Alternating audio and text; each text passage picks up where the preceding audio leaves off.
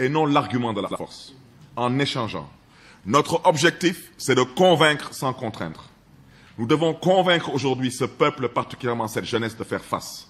Nous devons exiger de nos dirigeants que ce pays change, et par tous les moyens. J'insiste, par tous les moyens. On serait un pays pauvre, j'aurais dit peut-être c'est difficile.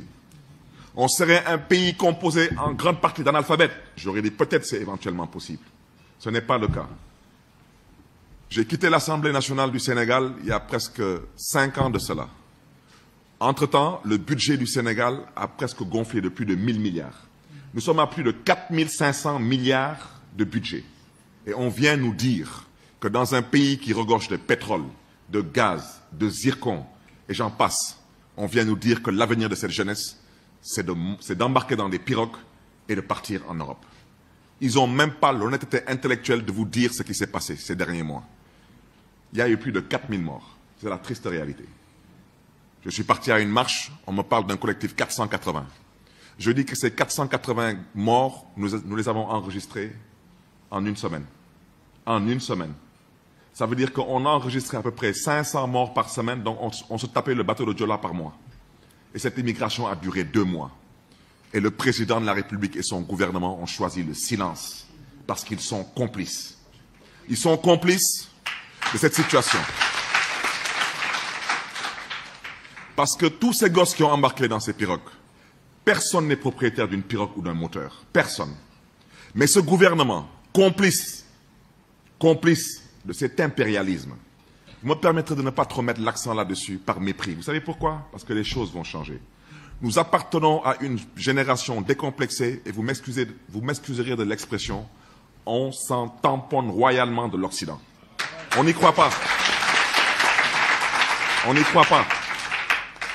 On n'a pas besoin qu'on nous fasse un dessin. Nous sommes nés, nous avons vu nos grands-parents, nos parents être humiliés par cet Occident. Cet Occident, nous devons comprendre une chose. La meilleure réponse, c'est de faire face avec l'intelligence et la détermination. Le jour où il y aura des dirigeants dans nos pays qui diront non à cet Occident, ce jour-là, ils comprendront ce qu'ils ont compris au Rwanda. Ils le comprendront ici. Vous savez, le Rwanda, ils sont partis jusqu'à refuser d'adopter le français comme langue. Ils sont, eux, arrangés pour confier au Rwanda la présidence de la francophonie. Parce que, entre autres, le Rwanda leur a dit les 5 lettres qu'ils savent. C'est ce message qu'ils comprennent. C'est ce langage qu'ils comprennent. C'est la raison pour laquelle aujourd'hui, je vous ai dit qu'ils sont complices. Ils sont complices. Pourquoi ils sont complices? Parce que quand le président Macky Sall, entre autres, battait campagne, j'ai soutenu moi personnellement le président Macky Sall au second tour et pourtant j'étais en prison. De la prison où j'étais incarcéré, j'ai soutenu le président Macky Sall. Mais il n'a jamais dans son programme, ni au premier tour, ni au deuxième tour, il nous a jamais vendu un terre. Et avec son terre, il a mis notre avenir par terre. Et je vais vous dire, ce terre, il coûte presque 2000 milliards.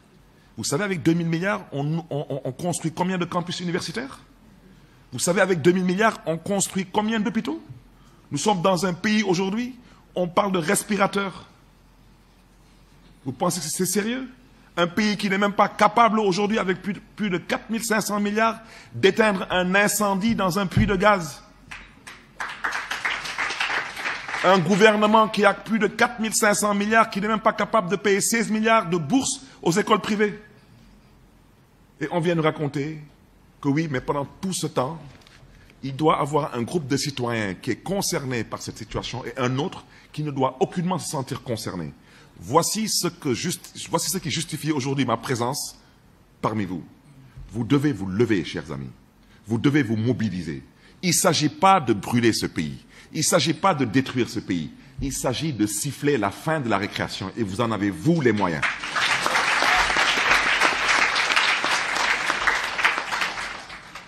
Vous en avez les moyens parce que vous devez montrer la voie de la démocratie moderne. Que vous soyez de l'APR, c'est votre droit le plus absolu. Que vous soyez du PS, du PDS, de PASTEF et j'en passe. Que vous soyez apolitique. Mais avant tout, vous êtes citoyen. Vous devez vous mobiliser. Parce que je vous ai dit tantôt, ils vous vendent que des slogans. Ils vous ont parlé de leur terre, ils ont mis votre avenir par terre. Ils vous parlent de leur terre, ils vous ont vendu des vers de terre. Allez voir ce qui se passe dehors. Allez voir ce qui se passe dehors. C'est une frustration générale. Aujourd'hui, les Sénégalais ne savent plus à quel saint se vouer. Et la raison pour laquelle nous insistons, parce que dans une démocratie, dans une république, quand on a envie de changer les choses, on ne peut les changer que par la voie électorale. Et aujourd'hui, on nous refuse cette voie. Alors, comme on nous refuse cette voie, il est question de l'exiger et par tous les moyens. Je dis bien par tous les moyens. Il n'est pas acceptable ni admissible que dans un pays comme le Sénégal, certains Sénégalais soient inscrits sur le fichier électoral, donc ont le droit de choisir, et d'autres Sénégalais qui détiennent une carte d'identité au même titre qu'eux, eux, on considère qu'ils ne sont pas inscrits sur le fichier électoral parce qu'ils vivent dans une zone géographique bien précise ou bien ils appartiennent à une génération bien précise. Ça doit changer. Je n'ai pas besoin d'être trop long parce que vous savez mieux que moi ce qui se passe dans ce pays aujourd'hui. La vérité aujourd'hui, c'est que on ne peut pas nous retirer à nous notre identité. Nous, par exemple, Dakarois. Mais tout Sénégalais est concerné par Dakar, parce que c'est la capitale du Sénégal. Aujourd'hui, ils sont arrangés pour que Dakar n'ait plus d'aéroport. Mais ils sont arrangés surtout pour que le foncier soit utilisé à d'autres fins. Ils sont même arrangés pour que Dakar n'ait plus de stade. Au lieu d'aller réhabiliter le stade de l'Amitié, on s'amuse à aller construire un stade ailleurs.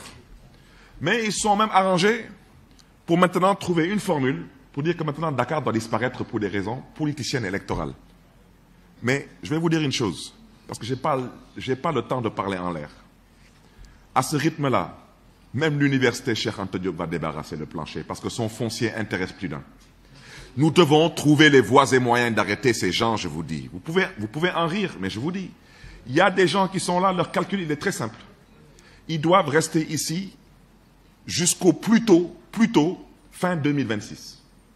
Parce que ce sera le moment venu pour signer les accords pétroliers et gaziers, et ils sont convaincus qu'ils ont des commissions qui leur appartiennent à eux et ils m'entendent. Et voici le problème. Mais vous savez ces gens, pourquoi je vous dis que vous devez vous mobiliser? Vous devez vous mobiliser parce qu'ils n'ont pas le courage de leurs ambitions. Ils ne l'ont pas. Et c'est la raison pour laquelle ils ne veulent pas le faire à l'Ivoirienne ou à la Guinéenne. Ils veulent s'accaparer d'un demi-troisième mandat, à défaut d'avoir un troisième mandat, sans vous en donner à vous l'impression. En quoi faisant?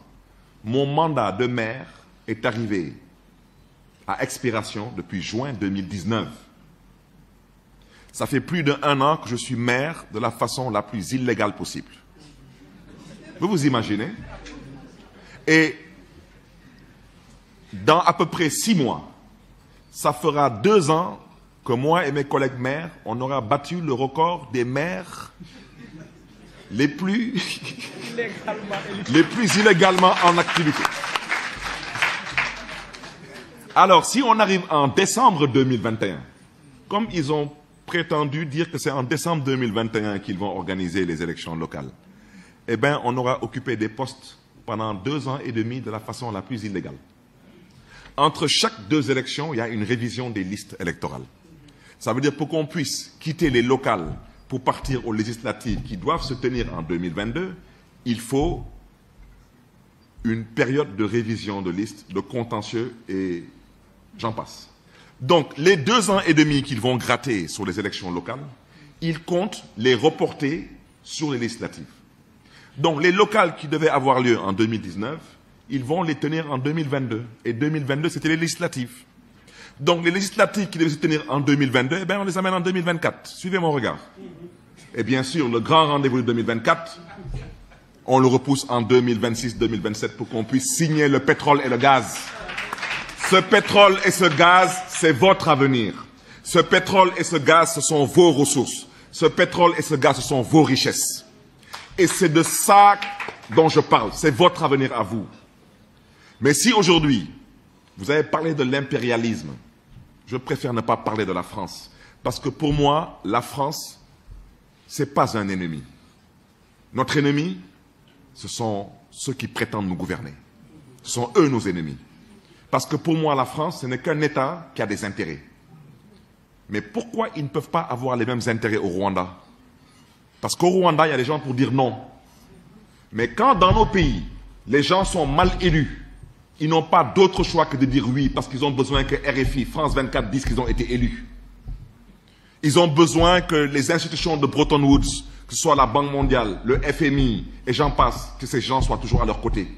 Donc le problème, chers amis, ce n'est pas la France, ce n'est pas l'Occident, même si on n'a pas besoin de compter sur eux, parce qu'ils nous ont déjà montré au besoin où se trouvent leurs intérêts. Regardez ce qui s'est passé récemment en Côte d'Ivoire à la dernière élection présidentielle. Il n'y a pas eu d'élection présidentielle, mais il y a tout de même eu 57 chefs d'État présents pour l'investiture du président Ouattara. Président en activité comme ancien président, y compris même le président Sarkozy. Ça veut dire que la France nous a fait comprendre qu'il se moque de notre avenir.